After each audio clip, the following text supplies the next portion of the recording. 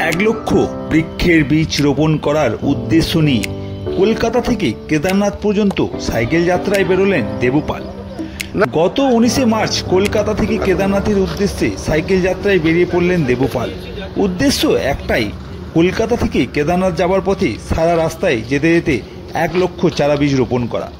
কলকাতা থেকে বেরিয়ে কেদারনাথ যাওয়ার পথেই মঙ্গলবার সাইকেলে করে আসানসোলের কুলটিতে পৌঁছায় দেবুবাবু। সেখানে তিনি জানান প্রকৃতি বাঁচাতেই এই উদ্যোগ। দেবুপাল ইস্টবেঙ্গলের সমর্থক, তাই তার সাইকেল জাতীয় পতাকার পাশাপাশি ইস্টবেঙ্গল পতাকাও রয়েছে। এমনকি ইস্টবেঙ্গলের পতাকার রঙে তিনি নিজেকে সাজিয়েও এক সাইকেল যাত্রায় বেরিয়ে পড়েছেন। দেবুপাল জানিয়েছেন, করোনাকালে অক্সিজেনের অভাব দেখা দিয়েছিল। সেই সময় বহু মানুষ চড়া দামে অক্সিজেন সিলিন্ডার কিনেছিলেন। তাই প্রকৃতি বাঁচাতেই কলকাতা থেকে কেদারনাথ পর্যন্ত রাস্তায় রাস্তায় 1,00,000 বীজের রোপণ করা হবে। ইতিমধ্যে বহু গাছের বীজ রোপণ করাও হয়েছে। এর পাশাপাশি রাস্তায় যেতে যেতে মানুষদেরও কাছে বীজ বিতরণ করা হচ্ছে। এদিন কুলটি থেকে ফের কেদারনাথের উদ্দেশ্যে সাইকেল যাত্রায় রওনা দিলেন দেবুবাবু। আমি কলকাতা থেকে কেদারনাথ সাইকেলে সোলো যাত্রা করছি উইথাউট মানিতে।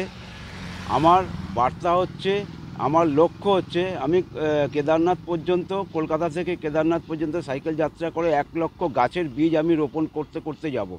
আমার কাছে 1,00,000 গাছের বীজ আছে এবং 1,50,000ই আছে, তার বেশি। এবং সেটা আমি রোপণ করতে করতে যেখানে স্টে করছি সেখানে রোপণ করছি, যেখানে খাচ্ছি সেখানে রোপণ করছি চারিদিকে। কেন প্রকৃতি আমাদের ধ্বংস হয়ে গেছে এবং ধ্বংসের পথে, সেটাকে বাঁচানোর একটা আমার ছোট্ট বার্তা।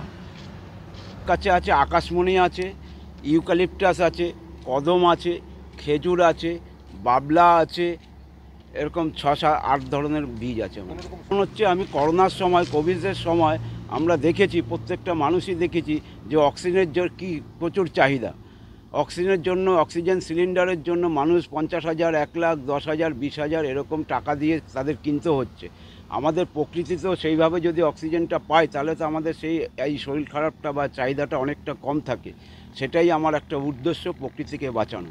কবিতাটা হচ্ছে, আসুন বৃক্ষ চাই আমাদের দেশ ও বিশ্বকে, পরিবেশ দূষণ ও গ্লোবাল ওয়ার্মিং প্রতিরোধ করি, মানুষের দুর্লভ জীবনকে সুস্থ ও দীর্ঘায়ু করে তুলি। এটাই সমাজের প্রতি এবং যুব সমাজের প্রতি আমার বার্তা, যে আসুন প্রকৃতিকে বাঁচানোর একটা চেষ্টা করি। যুব সমাজই পারে এটাকে বাঁচাতে, তাদের সাহস আছে, তাদের শক্তি আছে, তারা আরও বেশি বেশি করে এগিয়ে আসুক। এবং সরকারের কাছেও আমার আবেদন, সরকার যেন এই বৃক্ষরোপণ ব্যাপারে আরও বেশি বেশি করে উদ্যোগী হয়। এবং আমি বাড়ি থেকে 19 তারিখ বেরিয়েছি, 2 দিন বর্ধমানে বৃষ্টির জন্য আটকে ছিলাম। আমি বর্তমানে এখন কিছু করি না।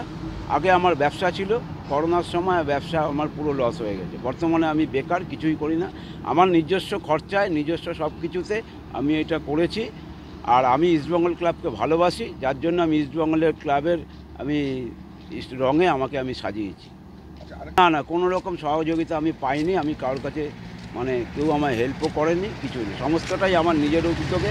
প্রায় 50 থেকে 60,000 টাকা আমার খরচা হয়েছে।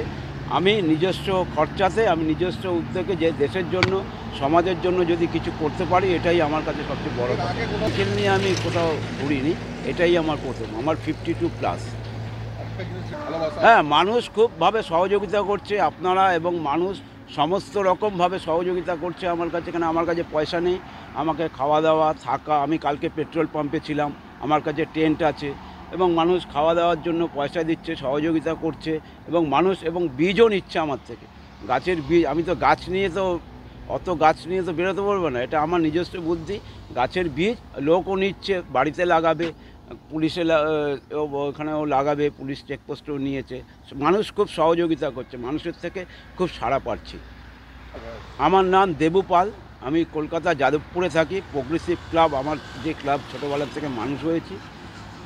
আর আমার বয়স হচ্ছে 52+।